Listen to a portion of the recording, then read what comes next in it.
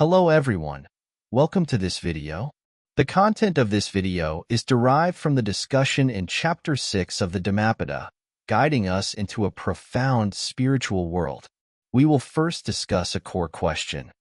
Why do we often feel that we know many answers, yet problems keep emerging?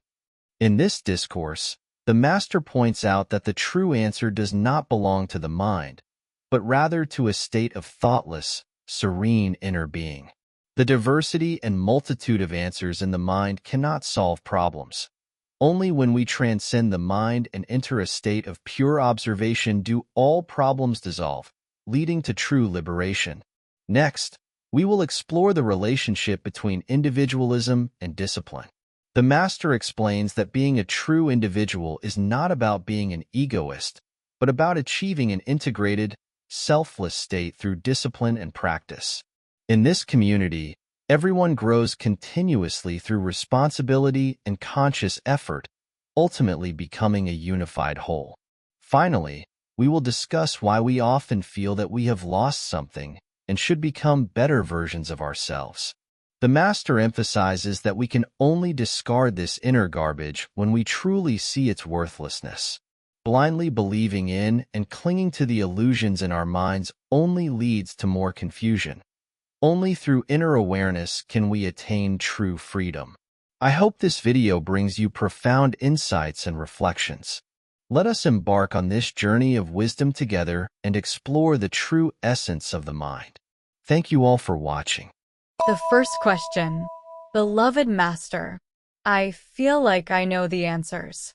Why do I still allow the questions to become problems? Savita, there are no answers. There is only the answer. And that answer is not of the mind. That answer cannot be of the mind.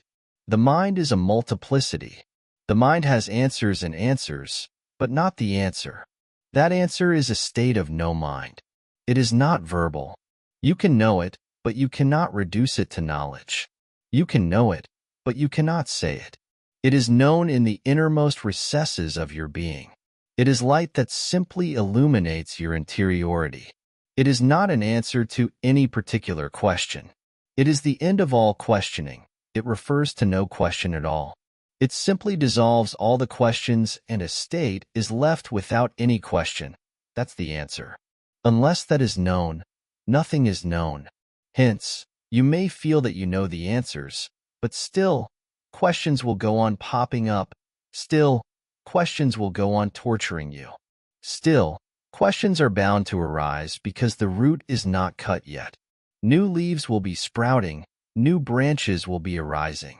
The root is cut only when you disconnect yourself from the mind, when you become so aware, so watchful that you can see the mind as separate from you. When all identity with the mind is dropped, when you are a watcher on the hills and the mind is left deep down in the darkness of the valleys, when you are on the sunlit peaks, just a pure witness, seeing, watching, but not getting identified with anything, good or bad, sinner or saint, this or that, in that witnessing all questions dissolve. The mind melts, evaporates. You are left as a pure being, just pure existence, a breathing, a beating of the heart, utterly in the moment, no past, no future, hence no present either.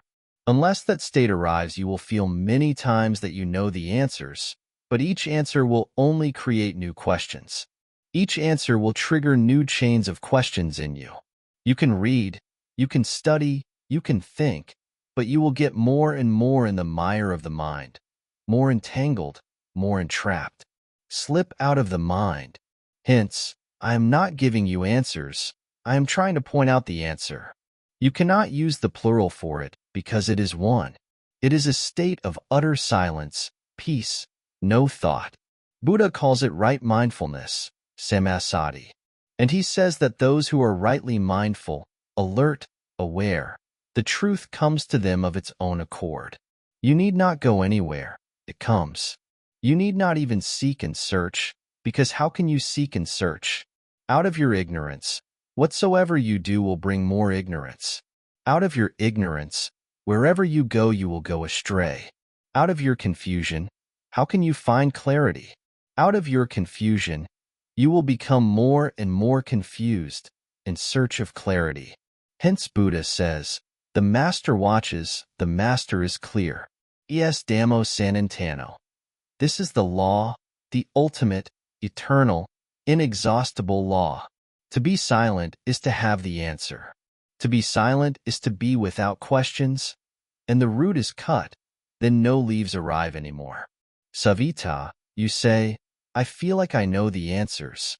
That is only an illusion. And the mind is very clever in creating new illusions. The mind is very deceptive. It can deceive you in knowledge too. It can deceive you in everything. It can even make you believe that you are enlightened, that you are a Buddha already. Beware. The only enemy is the mind. There is no other enemy. The old scriptures talk about the mind. They have a special name for it. They call it the devil. The devil is not somebody outside you. It is your own mind that goes on tempting you, that goes on cheating you, deceiving you, that goes on creating new illusions in you. Beware. Watch the mind. And in watching, questions disappear. Not that they are answered, let me repeat it again. The Buddha knows no answers. Not that he has come to the conclusion of all questions. No, not at all. On the contrary, he has no questions anymore. Because he has no questions anymore, his whole being has become the answer. Savita, that moment is possible. That's my whole work here. I am not here to give you more information that you can get anywhere. Thousands of universities exist. Thousands of libraries exist. Information you can get anywhere. You can become knowledgeable anywhere. My effort is to make you unlearn whatsoever you have learned up to now, to make you innocent so that you can start functioning from a state of not knowing, so that you don't have any answers, so that you act spontaneously, not out of the past and out of the conclusions already arrived at, so that you don't have any ready-made formula for anything, so that you are like a small child mirroring reality. And when you are silent, no knowledge clamoring inside you, your perception is clear, no dust on the mirror.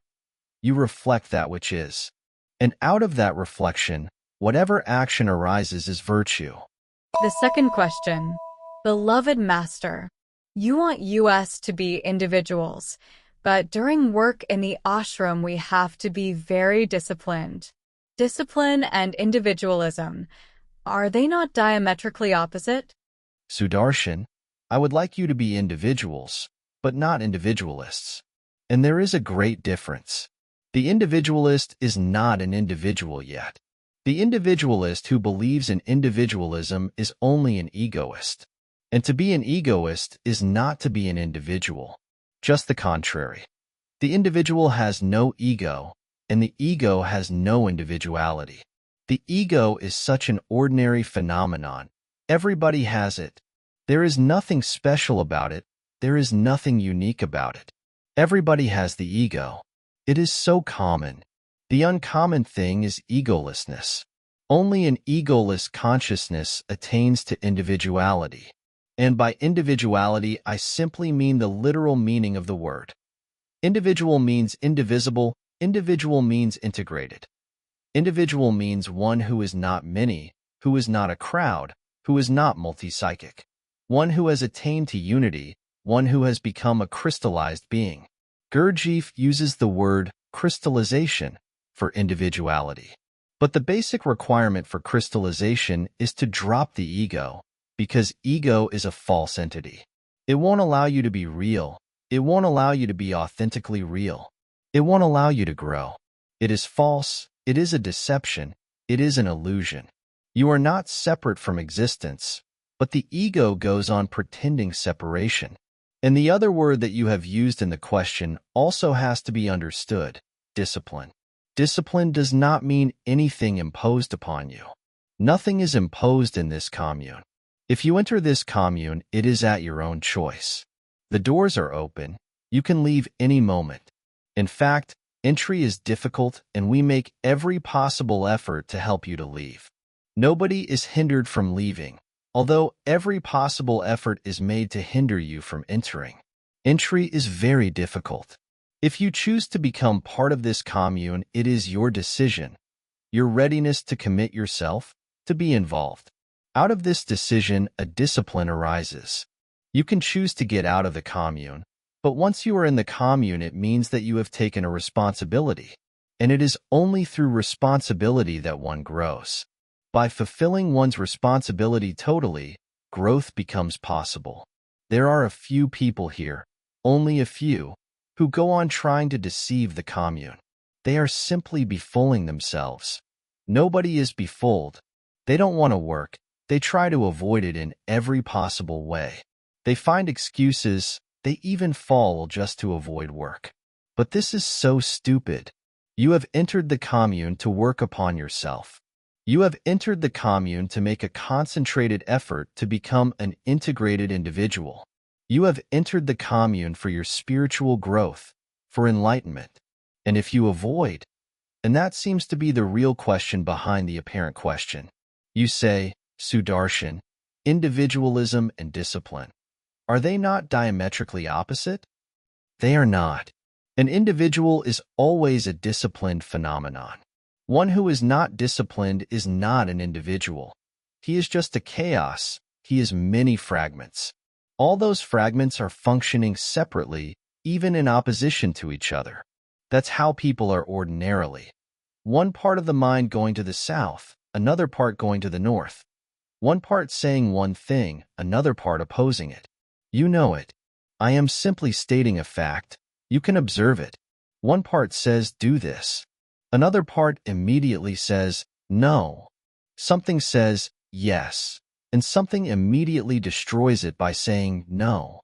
This is your situation. You are an individual in such a situation, when you cannot even say a total yes or a total no. Your no is always half-hearted and your yes too. And you think you are an individual? An individual means one who can function as a totality, as an organic unity. How are you going to become an organic unity? It can only be through conscious discipline. That's what Buddha is saying again and again. Perseverance, effort, a conscious, deliberate effort to grow, and total effort, not lukewarm. You have to boil at 100 degrees. Yes, sometimes it is painful, but it all depends on you, on how you interpret it. If you really want to grow, it is not painful. It is tremendously pleasant. Each step deeper into discipline brings more and more joy, because it gives you more and more soul, being. Discipline means readiness to learn. Hence the word disciple. They come from the same root. Who is a disciple? One who bows down, surrenders, and is ready to learn. And what is discipline? The readiness, the openness, the vulnerability to learn. Entering into this commune, you are entering into a Buddha field. It is a surrender. It is a trust. I am here to make you individuals, but you will have to pass through many, many devices. Many fires you will have to pass through, many tests. Only then, slowly, slowly, will you be welded into one unity. And you have remained a multiplicity for so long, for so many lives, that unless concentrated effort is made, unless you are attacked from every nook and corner, unless your sleep is broken in every possible way, you are shaken and shocked, the individual is not going to be born. The work that is happening in the commune is not really what it appears from the surface. It is something else. It is a device. We have to use devices. Somebody comes to me and wants to become part of the commune, and I say to him, go to Diksha. Diksha is my device. I have given her total power, and I have given her total power because she is so loving, so soft, so caring. She wounds people, but she heals also. By one hand she hammers, by the other she consoles. She is a device. And when I say to you, go and work with Diksha, and she shouts at you, and in every possible way she provokes you, it is discipline to watch, not to act in your old ways, as you have always acted. And she is so motherly that it is very simple to react to her, as you have been reacting to your own parents. It is very simple that she will create a reaction in you that your mother creates in you. Mothers are intolerable creatures, and Diksha is a perfect mother. I know, Sudarshan, it is difficult, but growth is difficult. Many more devices are going to be created. You will be sent to many dimensions. No corner of your being has to be left undeveloped. Otherwise, you will become lopsided. And the first principle of discipline is surrender. Apparently, it looks contradictory because that's what you have been told. That if you surrender, then you are no longer an individual. And I say to you, if you cannot surrender, you are not an individual. Only an individual can surrender. Surrender is such a great phenomenon. Only a man of great will can surrender. It is the ultimate in will. To drop your will is bound to be the ultimate in will. To put yourself aside, absolutely aside, and to say to something such a total yes, which your mind resists, your old habits resist, and sometimes you are right, and that's where the whole beauty lies. You are right, and still you have to surrender to something which does not appear at all right logically. Diksha is crazy. You may be far more intellectual, far more rational, but you have to surrender to Diksha. Her craziness is her quality. That's why I have chosen her. I have got many more rational people.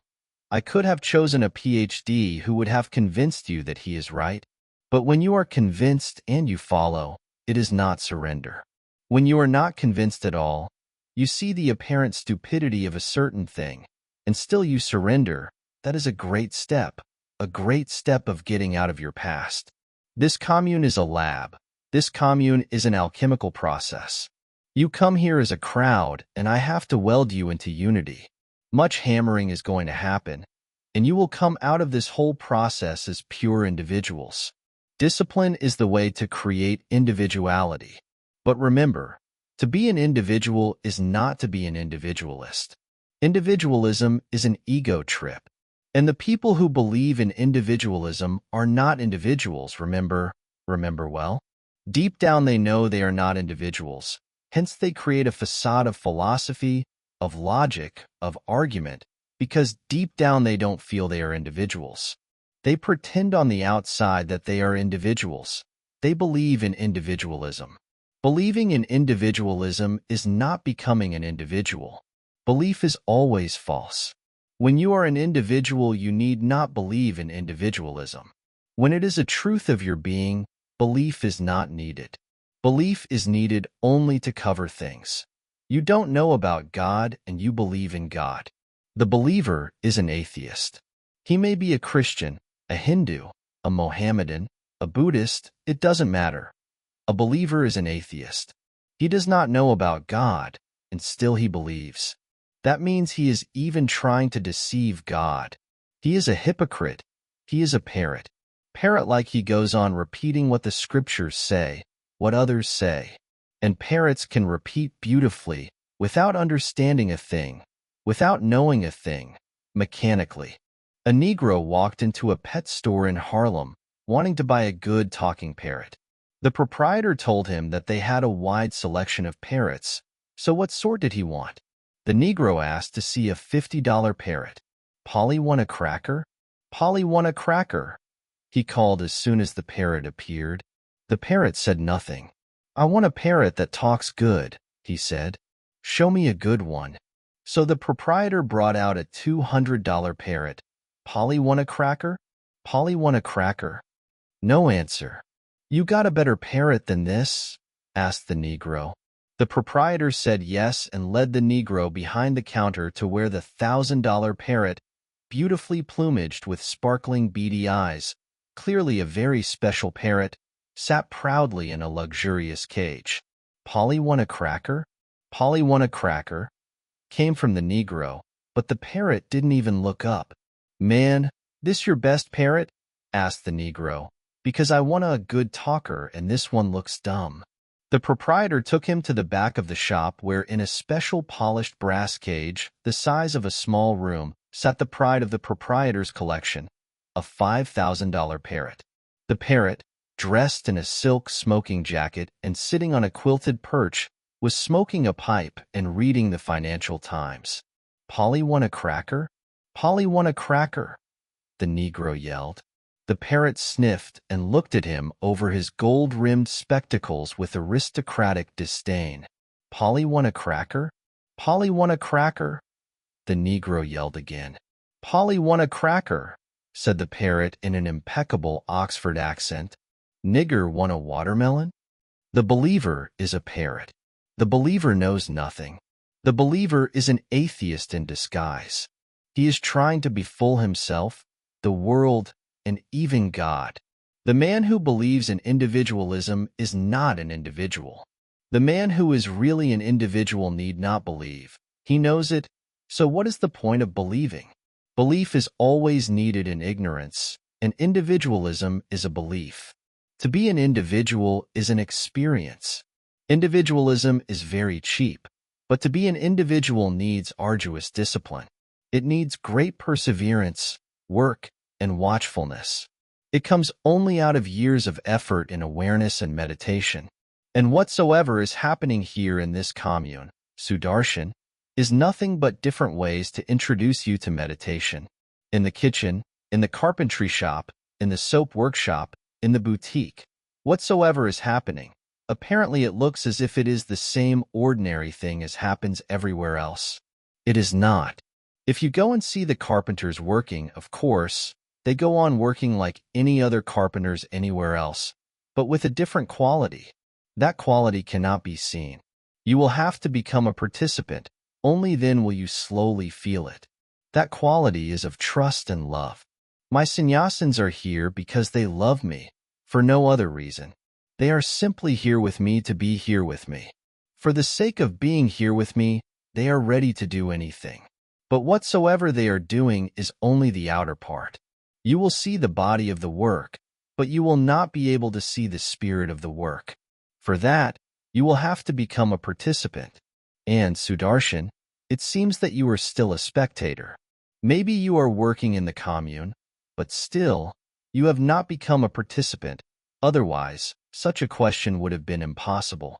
The third question. Beloved Master, why am I feeling I am missing something? That I should be something else? Please help me let go of this garbage. Dhyana Yogi, if it is garbage, if you really understand that it is garbage, then there is no question of helping you drop it. Knowing it is garbage is dropping it. But it seems that you have heard me say that it is garbage. It has become a belief in you. It is not your own knowing, it is not your own experience. You are still clinging to it. Deep down you still think it is precious, it is not garbage. Deep down you still think these are diamonds, not pebbles. Deep down somewhere you still believe it is a treasure to be protected and guarded. Don't start believing me because that will make no difference. You were believing in Muhammad, or you were believing in Christ, or in Buddha, and then you come and you start believing in me. That is not a revolution, that is not conversion. You simply change the object of your belief, but the belief remains, the same believing mind. You believe in Jesus, but Jesus speaks the language which is now 2,000 years old. You cannot make much sense out of it. The context is lost in which it was relevant. I speak the language of the 20th century. You can make sense out of it, so you withdraw your belief from Jesus and you start believing in me. This is very simple and cheap. I am not saying believe in me. I am saying drop all believing and start seeing, because belief will remain a blindness. Start seeing. Is it really garbage that you are carrying? Is it your understanding that it is garbage? Then you will not ask how to drop it. Nobody asks how to drop garbage. The problem arises only because deep down you know yourself that it is gold. And somebody says that it is garbage and says it very convincingly, and you cannot argue, and he silences you. And the man has such authenticity, such integrity, that in his presence you simply become overflooded with his being. You simply start saying, yes, it is garbage. But deep down you still know it is not garbage, it is gold. Hence the problem arises, how to drop it. If you understand on your own that it is garbage, you will never ask how to drop it. Seeing it as garbage is dropping it. Knowing it is garbage is dropping it. The garbage is not clinging to you. You are clinging to it. The garbage cares nothing about you. the garbage is not interested in you. If you drop it, it is not going to make much fuss about it. Why are you dropping me? It will not say a single word. It will not create any problem for you. It will not go to the court. You need not have a divorce. If you drop it, the garbage will be really happier than it is now. It will be finished with you. It will be free from you. It must be getting tired of you. It is you who are clinging to it. Why are you clinging to it? Why does one cling to something? Because deep down one goes on believing it is precious. Dhyana yogi, you say, why am I feeling I am missing something? Because from your very childhood you have been told that in yourself, intrinsically, you are worthless. As you are, you have no value. The value has to be attained. The worth has to be proved. From your very childhood, you have been taught this millions of times. The parents, the teachers, the priests, the politicians, they are all in a secret conspiracy to destroy the child. And the best way to destroy a child is to destroy his trust in himself. To destroy the trust in the child, you have to prove to the child that worth is not a given phenomenon, that it has to be achieved in life and you can miss it. Unless you work, unless you are very ambitious, unless you struggle with others. It is a tooth and nail fight, and you have to cut each other's throats to achieve it. You are being conditioned to be violent, ambitious, full of desires. To have more money, to have more power, to have more prestige. Because you have been told that intrinsically you don't have any worth, this problem has arisen. And I say that you are intrinsically worthy, that you are born as Buddhas. Unaware you are, utterly oblivious of the reality of your own being, but you are hidden gods. What I am saying is so totally different from what has been told to you, that a problem has arisen. I say you are Buddhas. Right now you are Buddhas. But the whole training and teaching, conditioning is, how can you be a Buddha right now? Tomorrow maybe, one day certainly, in some future life it is going to happen. But right now, it seems impossible. You have believed too much in your parents, in your teachers, in your politicians, in your priests, and whatsoever they have told you, you have collected it. It is garbage. But you have carried the garbage for so long that suddenly to drop it seems impossible. So long you have remained attached to it. So long you have thought it beautiful, precious, nourishing. Now I say, it is all nonsense. Drop it, and just be a Buddha from this very moment. It is not a question of attaining, it is only a question of becoming aware. It is only a question of becoming conscious, alert, awake, not a question of achievement. So you listen to me. One part of your mind says, yes, the master must be right. One part of you simply nods yes because what is being said is a simple truth of life.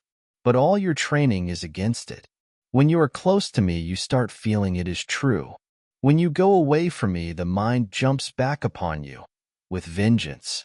And of course, it is very powerful. The mind is so powerful, that's why it destroys your intelligence. Intelligence has nothing to do with the mind. Intelligence has something to do with the heart. It is the quality of the heart. Intellectuality is the quality of the head. The intellectual is not necessarily an intelligent person, and the intelligent person is not necessarily an intellectual. Your intellect is full of garbage, and I am trying to wake up your intelligence. And the whole society has tried to make you unaware of your intelligence. The society is against your intelligence. It wants you to be mediocre because only mediocre people can be good slaves. It wants you to be unintelligent and stupid because only stupid people can be dominated. And stupid people are obedient. Stupid people are never rebellious, and stupid people simply vegetate. They don't make any effort to live their lives at the optimum. They don't try to burn their torch of life from both ends simultaneously. They don't have intensity. Stupidity is obedient, and obedience creates stupidity. A rather simple dude rode into town in the middle of the day stark naked. The sheriff called him over and said, "Jake, what are you doing riding into town with no clothes on?" "Well, sheriff," said Jake, "it is a long story.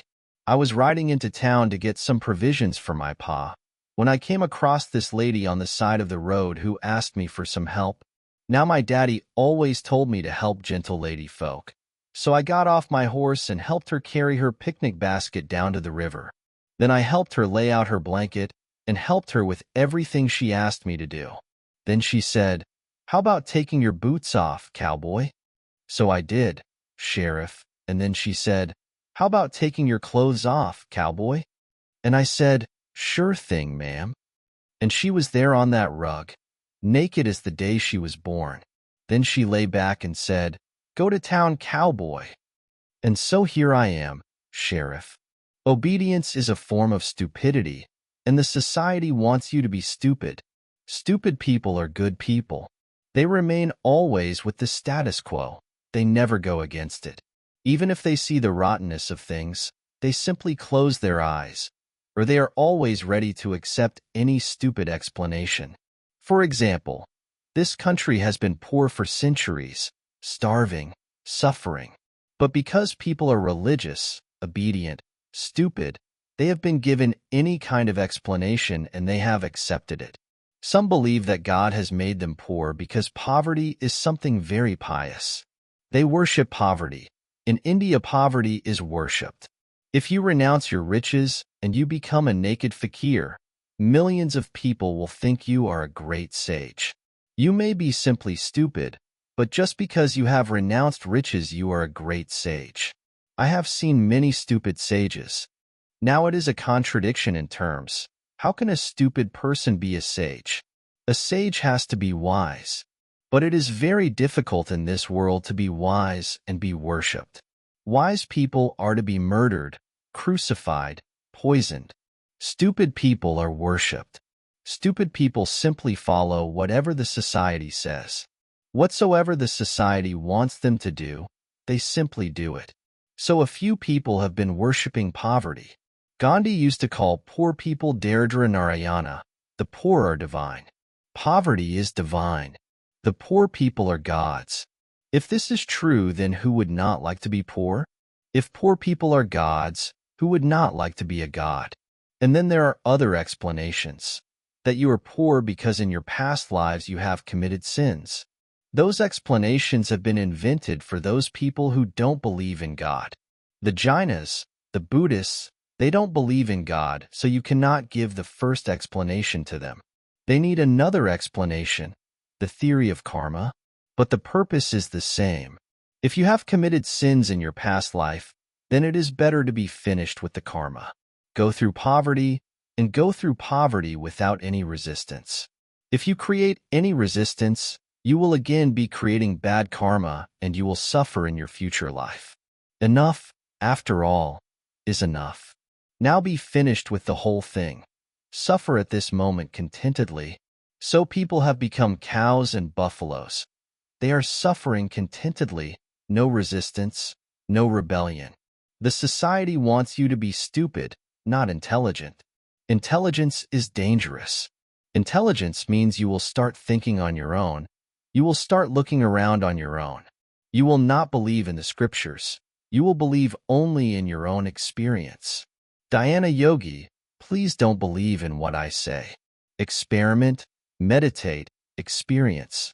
Unless it becomes your own understanding, nothing is going to help. You ask me, why am I feeling that I am missing something? Because you have been told always that you have to find something. Now you are not finding it, so the feeling arises that you are missing. And I am telling you, you have never lost it in the first place. Please stop trying to find it. Stop seeking and searching. You have it already. Whatsoever is needed, you have it already. Just look within and you will find infinite treasures, inexhaustible treasures of joy, love, ecstasy. Nothing is being missed if you look in, but if you go on searching outside, you will feel more and more frustrated. And as you grow older, of course, you will feel that your life is slipping out of your hands and you have not found it yet. And the whole irony is that you have not lost it in the first place. It has always been within you. It is this moment within you. But don't believe me. I am not here to create believers. I am here to help you experience. The moment it becomes your experience, it liberates. Truth liberates, says Jesus, not belief but truth. But my truth cannot be your truth. My truth will be your belief. Only your truth can be true to you. Truth certainly liberates, but let me add that the truth has to be your truth. Nobody else's truth can liberate you. Somebody else's truth will become only an imprisonment. Dhyana Yogi, you are not missing anything. Nobody is missing. In the nature of things, we cannot miss it. We are part of God and God is part of us. There is no way, no possible way to miss it. How can you escape from yourself? Where? Wherever you go, you will remain yourself. Even in hell, you will remain yourself. Because you cannot escape from yourself, you cannot escape from God. It is there waiting, patiently waiting for you to look in. You say, that I should be something else? That has been told to you again and again. Be somebody. Look at Gautam Buddha, at Krishna, at Christ. Be a Buddha, be a Krishna, be a Christ. Then certainly you will die in misery, in anguish, frustrated, utterly frustrated, crying and weeping, because you cannot be a Buddha. You are not meant to be a Buddha. You cannot be a Christ. You cannot be a Krishna. You can only be yourself. A great Hasid master, Zasiya, was dying. People had gathered, disciples, sympathizers. Somebody asked, an old man, Zasiya, when you are facing God, and soon you will be facing God because you are dying, will you be able to say to him that you followed Moses absolutely, truthfully? Zasiya opened his eyes, and these were his last words. He said, stop talking nonsense. God is not going to ask me, Zasiya, why were you not a Moses? He will ask me, Zasiya, why were you not a Zasiya? You have to be just yourself and nobody else. And in fact, that's what Buddhahood means, to be yourself. That is what Christ consciousness means, just to be yourself. Buddha was not an imitation of somebody else. Don't you think there were many, many great men who had preceded him? He must have been told, be a Krishna, be a Parshvanath, be an Adinatha. He must have heard beautiful stories, mythologies. He must have read the Puranas, ancient stories about the great men, Rama, Krishna, Parsuram. He must have heard all that. He must have received the heritage. But he never tried to be somebody. He wanted to be himself. He wanted to know who he is. He never became an imitator. That's why one day he became awakened. Jesus never tried to be Abraham, Moses, Ezekiel. Jesus simply tried to be himself. That was his crime. That's why he was crucified. The same people who crucified Jesus would have worshipped him if he had simply been an imitator, a carbon copy of Moses. If he had been just a gramophone record repeating the 10 Commandments, the Jews would have worshipped him. But they had to crucify the man. He was just himself. The rotten society, the crowd, the mob mind cannot tolerate individuals. It is impossible for them to tolerate a Socrates. Do you know what the charge was against Socrates?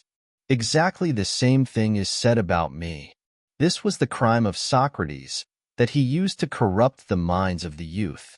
That's exactly what my enemies say, that I am corrupting people's minds, particularly the minds of the youth.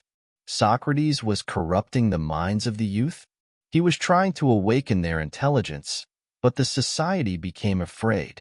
If so many people become so authentic, true, then the vested interests are in danger. Then you cannot drive people like cattle. And that's what priests enjoy, and the politicians too. There is a conspiracy between the priest and the politician to exploit people, to dominate people, to oppress people. And the fundamental is, never allow them to become intelligent. Give them substitutes. What is the substitute for intelligence? Intellectuality. Give them education.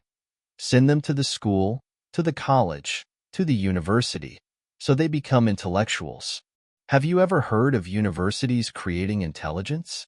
They create intellectuals, they create scholars, they create people who know the scriptures, To the very word they can repeat the scriptures, but they don't create intelligent people. They serve society. The educational system is invented by this rotten society to serve its own purposes. It is not there to help you. It is there to keep you in bondage. Dhyana Yogi, I cannot help you let go of this garbage. I can only help you to be more conscious. And if you are conscious, the garbage will be dropped of its own accord. One day suddenly you will find it disappearing, suddenly disappearing.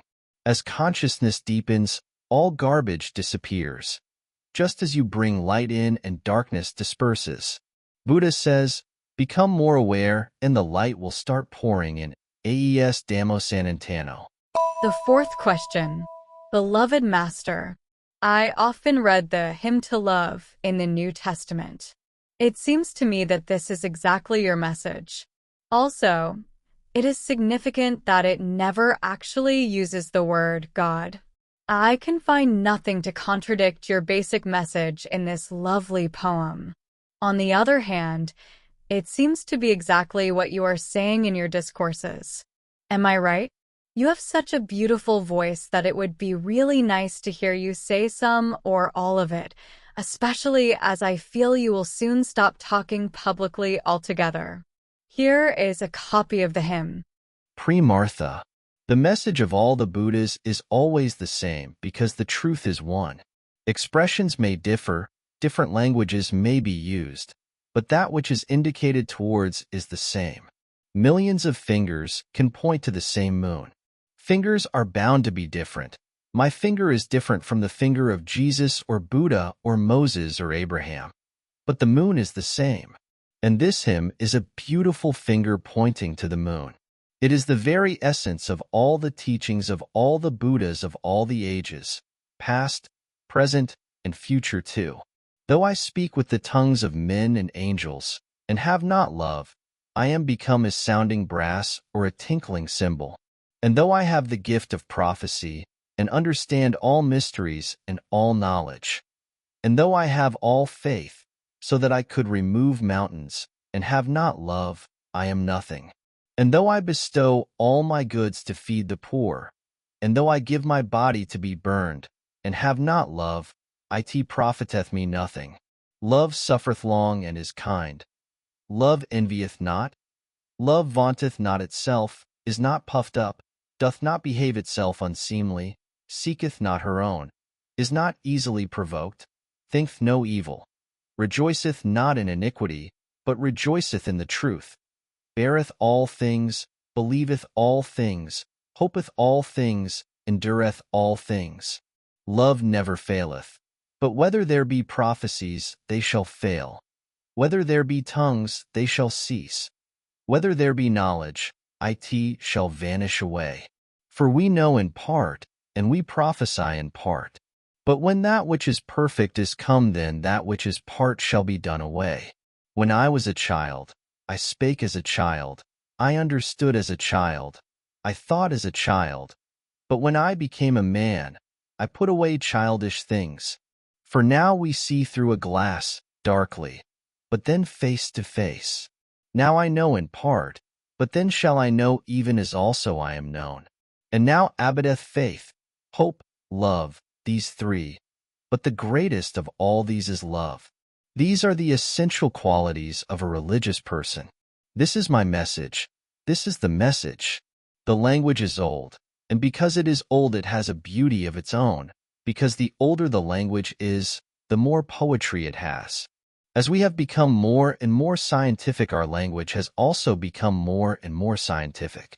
As the hymn is 2,000 years old, it has something of primitive innocence in it, the childlike quality of wonder, of being surprised at the mysterious. But, Pre-Martha, you are perfectly right. There is nothing in it which contradicts me, and there is nothing in it which I would like to contradict either. Whosoever said it must have been an awakened one. But don't go on simply repeating it. It is beautiful to repeat, it is beautiful to sing it, but not enough. Practice it, let it become the very flavor of your life. Let it be dissolved into your blood, into your bones, into your marrow. Let it surround you like an invisible aura. Don't go on simply repeating it. It is beautiful, and that is the danger. You can become so charmed, so hypnotized by its beauty, that you may go on repeating it your whole life. And the more you repeat, the more beautiful it will look. Because these ancient messages have tremendous power and many layers of meaning. But don't go into the linguistic or philosophical analysis of it. It is a prayer. And a prayer is not something to be said, but something to be felt. A prayer is not something to be read, but something to be lived. Live it. It is true. And now abideth faith, hope, love, these three. But the greatest of all these is love. You can think about love. You can have beautiful flights of imagination about love. You can have beautiful dreams about love, but that is not going to help. What is going to help is, you have to become love. Love has to become your essential core.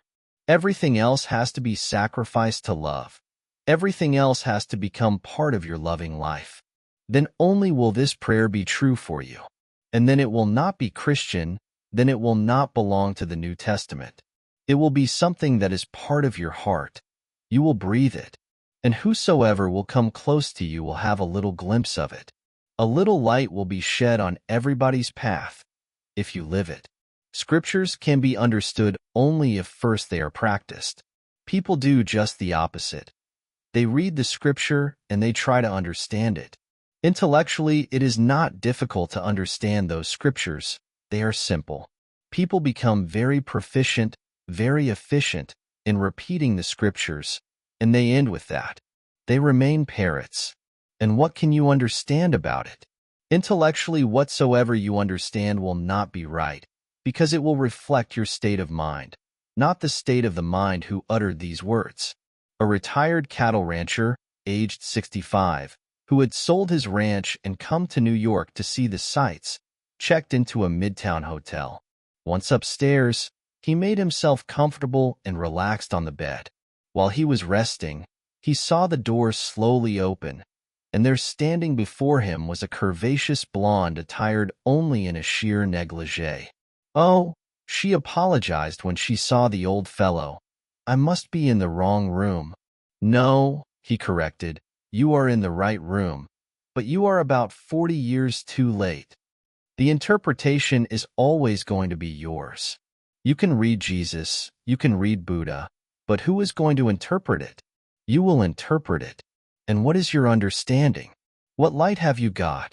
Those beautiful sayings will remain just beautiful sayings, beautiful nothings. Yes, good poetry, but poetry cannot liberate you unless it becomes your own experience, unless you can become a witness to the scriptures.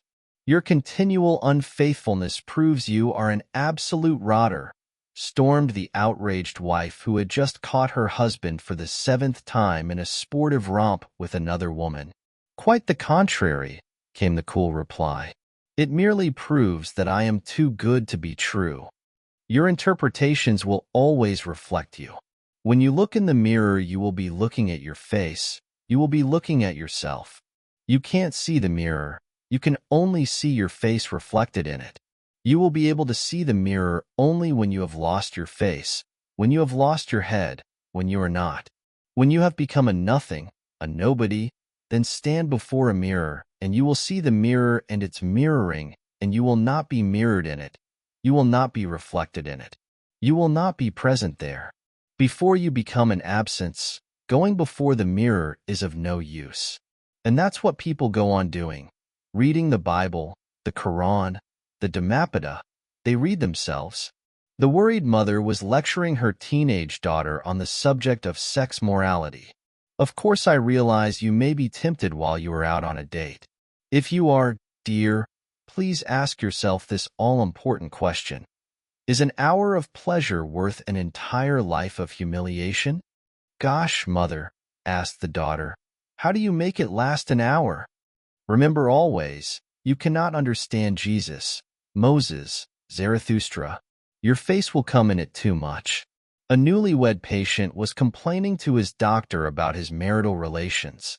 It seems the first time he makes love to his spouse it is just wonderful, but the second time, he is perspired and sweaty.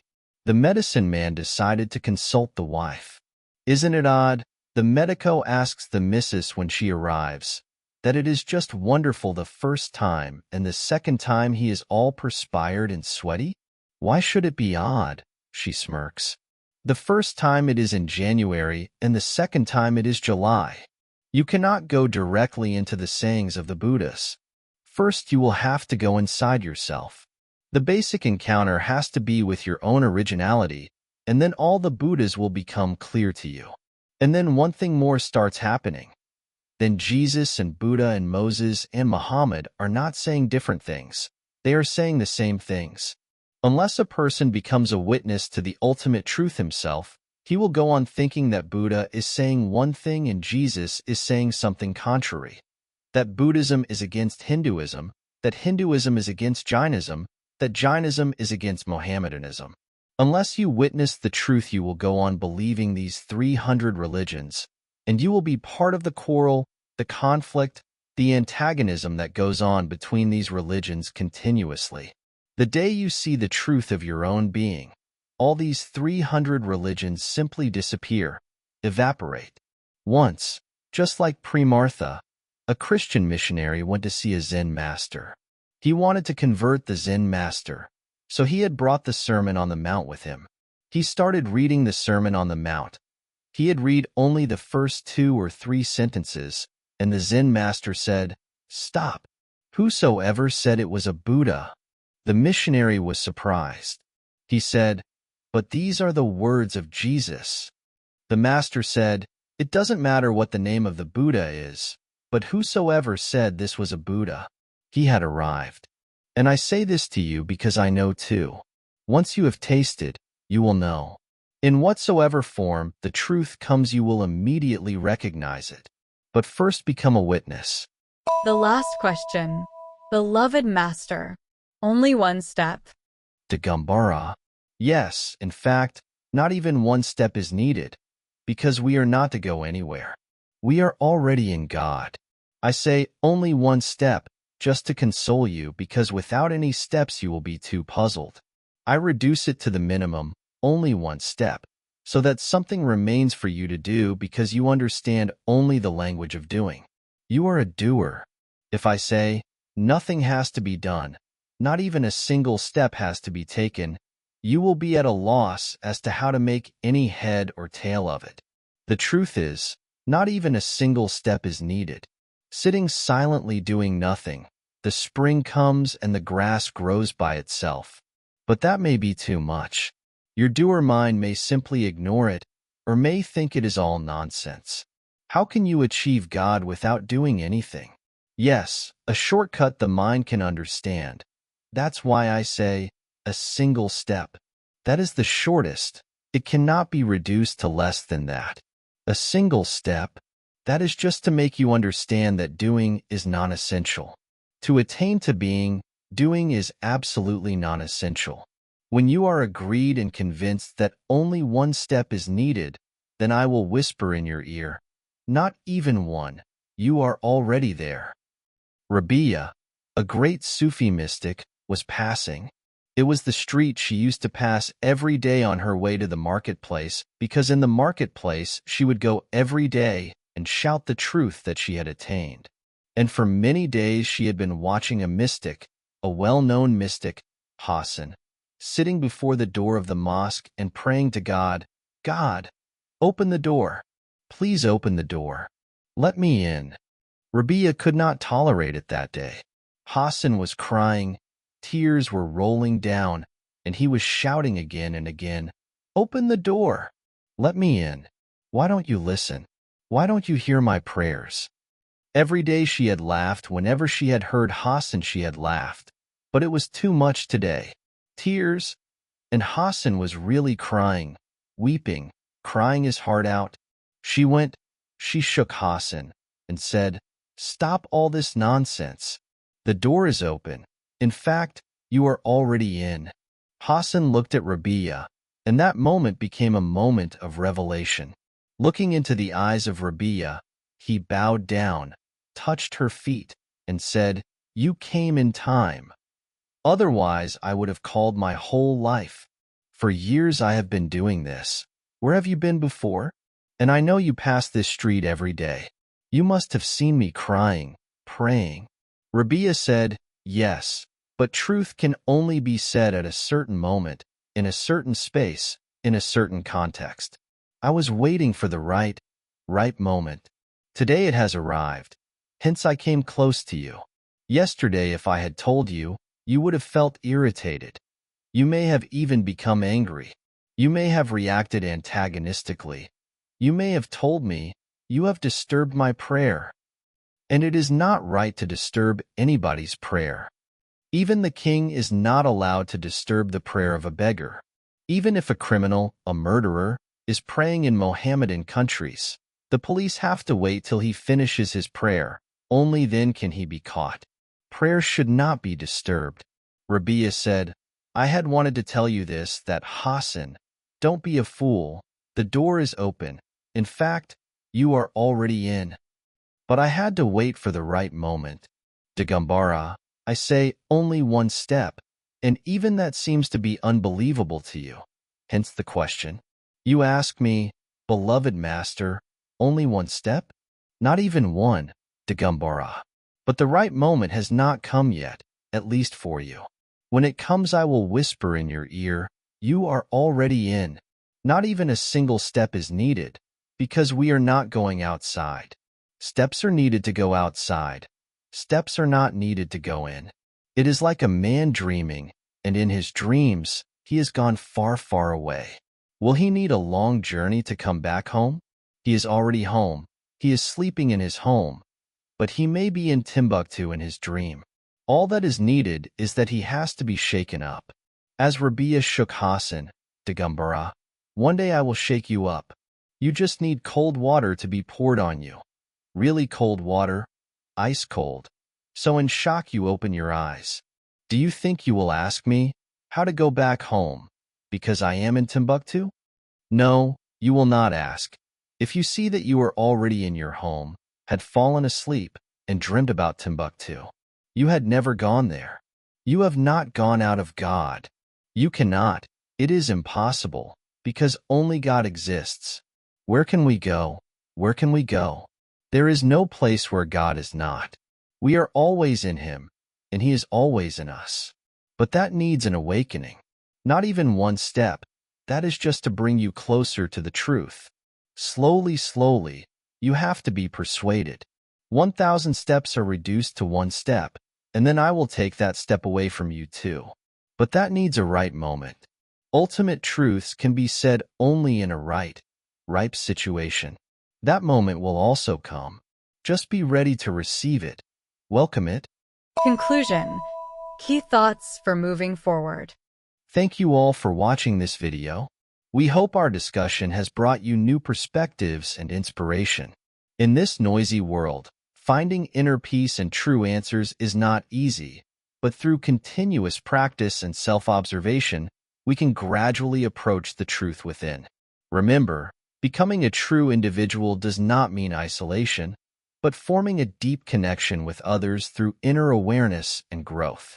Discarding the illusions of the mind and inner clutter allows us to see the essence of things more clearly, thus attaining true freedom and liberation. If you enjoyed this video, please remember to like, subscribe, and share it with more friends. We also welcome you to leave your thoughts and insights in the comments section and join our discussion. See you in the next video. May everyone find inner peace and happiness under the guidance of wisdom. Thank you all.